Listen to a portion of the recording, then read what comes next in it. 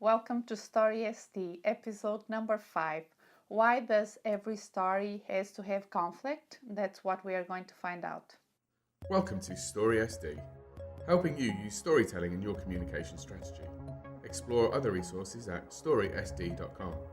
And now, here is your host, Dr. Soraya Ferreira, story strategy consultant and trainer. One day after class, a student came to me and she began asking me questions about the wave.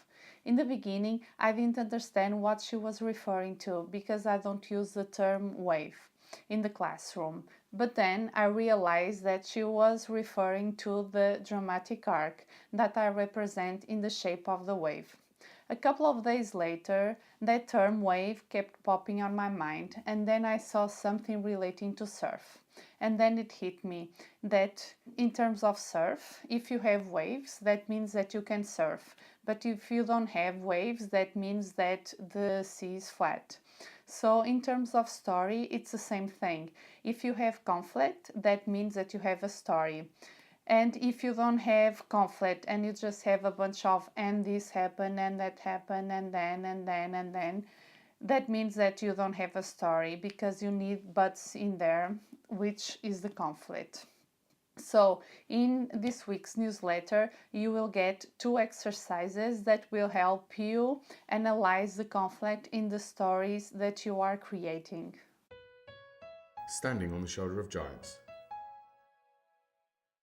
The recommended book for this week is Wired for Story by Lisa Cron. Inside you will find a lot of information on story elements and also about why our brains crave stories so much. There's a passage relating to conflict, which is today's episode theme.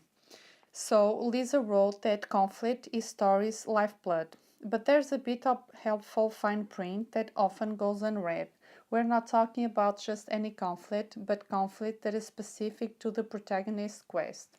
So think about the story that you are writing right now as part of the Transmedia Storytelling Challenge that I made in the beginning of this series. Think about the conflict that you are adding to the story and if that conflict is the right one and if it's related to what the protagonist wants. These past episodes have been all about the first pillar of transmedia storytelling, which is story. In the next episode, we are going to talk about the second pillar of transmedia storytelling, which is audience, and in your case, it's your customers. Until then, keep moving forward. Thank you for tuning into StorySD. Sign up to the newsletter today and be the first to receive updates at storysd.com.